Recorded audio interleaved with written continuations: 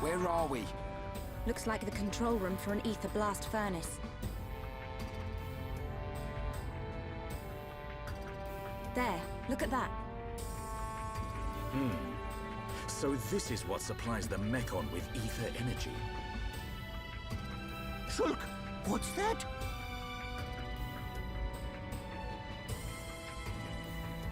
Oh, looks like fun. Ricky, want to ride? We didn't come here to mess about, furball. Time to bounce on. Hold on. If we can stop that piston, we might be able to shut down the blast furnace. Nice idea. Cut off the Mech-on's ether supply. Ricky say we try. Yeah, but how are we supposed to stop something that massive? If we can stop the turbines driving the piston, it should... And the turbines should be nearby. My finger twitched there, and I cut Shulk off before he said, like, his last two words. I apologize. Right. Let's search for them. Time to get a move on, then. All right. Stop the turbines. Let's do it.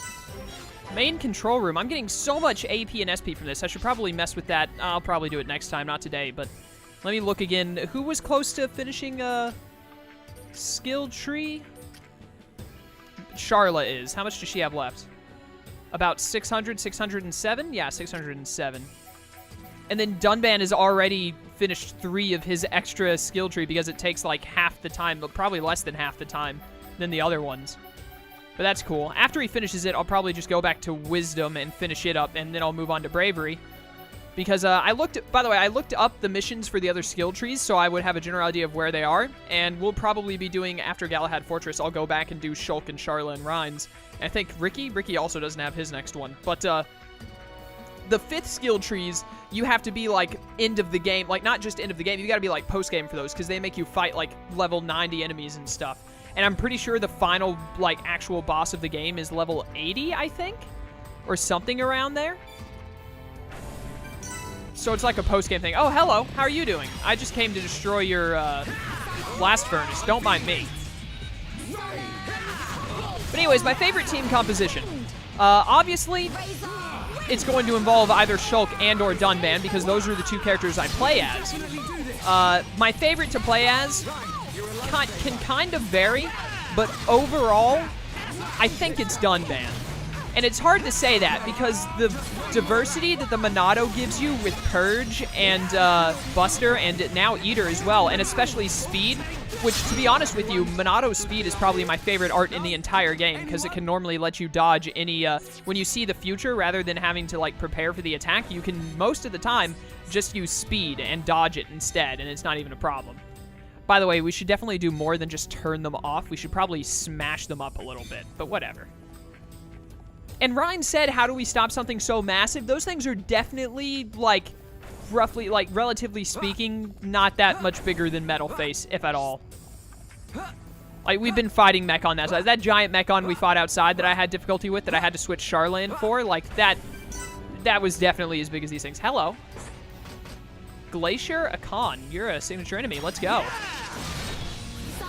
I'm going to destroy you, son. Let's do it. But anyways, so while my favorite art is probably Monado's Speed, I'd have to say Dunban is my favorite to play as. His arts recharge faster generally than Shulk's do, it seems. The Monado, since even though the Monado has great effects, you know, it's a whole talent gauge shenanigans, makes it really hard to use. And, you know, Dunban's talent gauge, it definitely recharges a lot better than a lot of other talent gauges do. Or at least, you know, my only one I can really compare to is Dunban's, but it definitely charges better than Dunban's does. Dunban's Blossom Dance takes forever to charge, but while Blossom Dance is great, Gale Slash and the different combinations it has, and how fast Gale Slash recharges, as well as those other combinations, just make it better for me. Plus, Dunban is just great, and I love playing as Dunban. I also like the style of play, because while Shulk and Dunban are similar, Shulk, they're like heavy hitters who try and deal a lot of damage and deal effects from doing certain things. In Shulk's case, his certain things are by hitting from certain angles. Dunban's way is by comboing off of Gale Slash. All right, now I should be able to turn off the pistons. Cool. You know, Shulk tries to hit from certain directions, and Dunban I can't get past this glass. That's less than ideal. Yeah, Shulk tries to hit from different directions, which requires never being aggroed or binding the enemy, which I'd never really focus on. And then Dunban's... Is the glass broken over here, or do I need to, like, find a way around? Dunban's can be done from any direction, even if he has aggro. And Shulk, you know, if aggro gets onto Shulk, then you're in a problem, because Shulk takes damage fast and gets hurt. He's got good agility. I think he's second highest after Dunban, if I'm not mistaken. But his agility is like, Dunban's agility is so far ahead, it's ridiculous comparatively.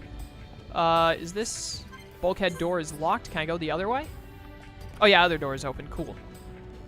Dunban is even goes to draw aggro. That's something he does, and not only does it... There is a red item right there that I should try and get. But he works well under having aggro drawn. It's normal for him, and he works well while having aggro on him. Hello. Gonna destroy you. And I like that better, because it also makes Dunban... Because, you know, Shulk, he doesn't need it, but he really, really benefits, especially with my playstyle, from having someone like Rhine in the party who can take aggro, or Dunban to take aggro. Forget it. I'm going to go and sell items after I finish recording, or do something to get some of the items out of my inventory, because I've got too many, apparently. Whereas, you know, Shulk, like, he doesn't necessarily need other characters to work as well, but Dunban, it definitely helps. Dunban can work well on pretty much any party compensation. So I definitely like having Dunban. Let's not lose our heads, though. So I'd say Dunban is my favorite to play as, definitely, and so obviously he's, like, the #1 importance on my team, my perfect team composition. So Dunban is my playable. That doesn't mean I don't like playing as others, namely Shulk. I don't really like playing as anyone other than Shulk, actually. Shulk and Dunban, I mean. Melia's okay, but I feel like I don't use her to her full potential because I just don't know how, and I need to learn, probably. But anyways, so the two characters that I would most likely place with Dunban, not counting the 7th character. In fact, I could probably even include the 7th character, and this would still be what I'm going to say. But for the sake of this argument, let's just ignore the 7th character's existence. Nice one. We did it. This should prevent them from mobilizing any large Mech-on squads for now. Hopefully, we've improved the Allied forces' chances. Hold steady, my brother.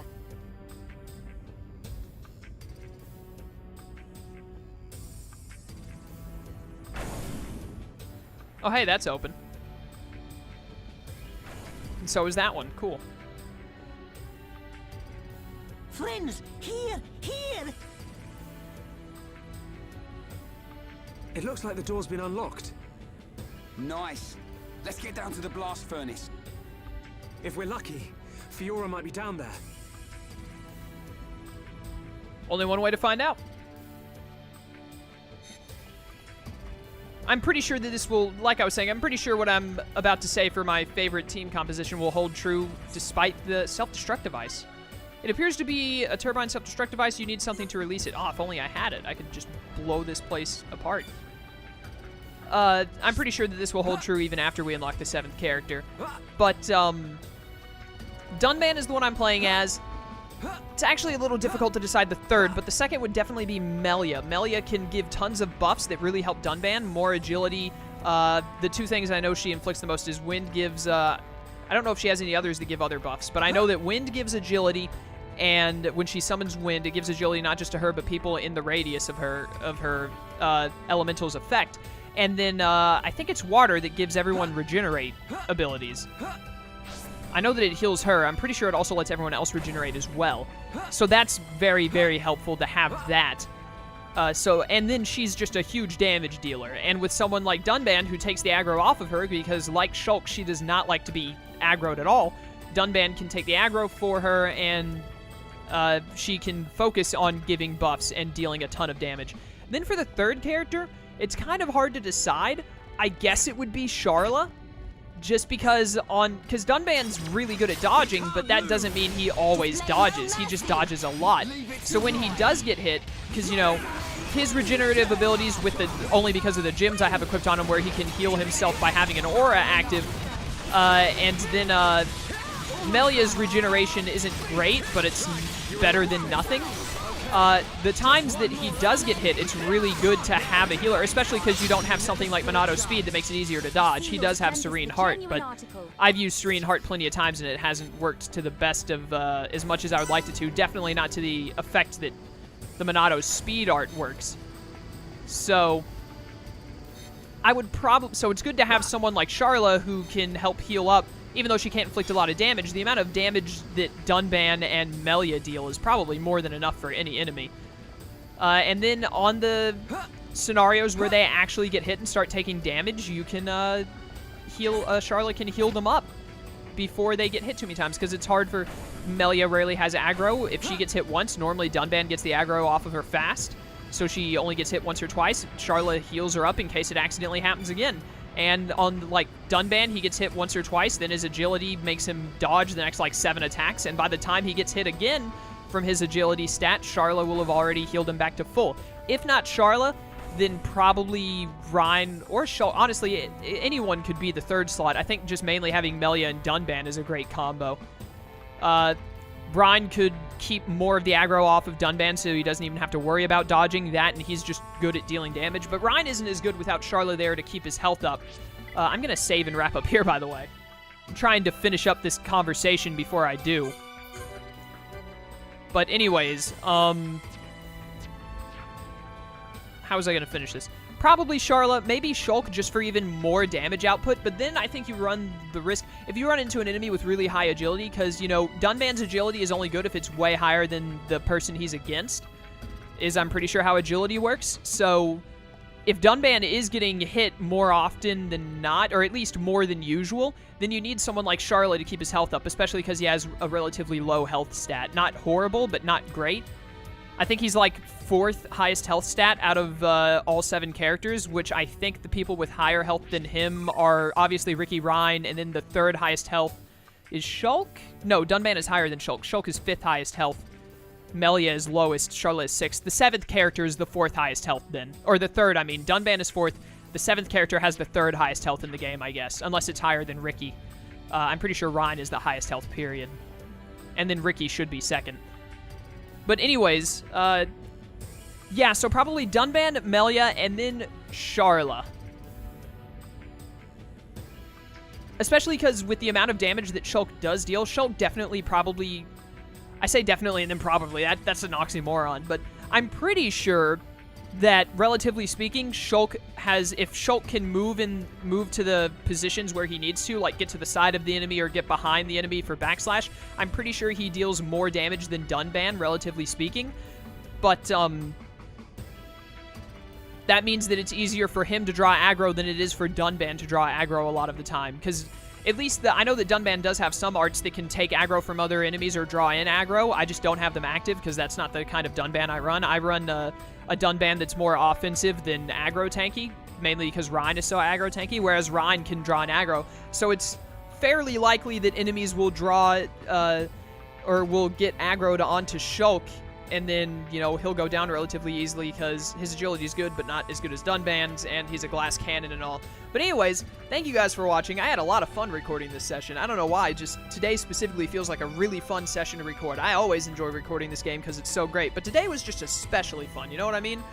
I'm sure that happens for most everyone. Sometimes you just enjoy playing a game more days than others. But thank you all for watching. I hope you enjoyed. Next time, we're going to probably finish going through Galahad Fortress. If I remember correctly, it's fairly short, and we've already done I don't want to say half of Galahad Fortress, but a fair amount of Galahad Fortress, so we should be pretty far in. But yeah, next time we'll probably finish up Galahad Fortress and continue on with the story.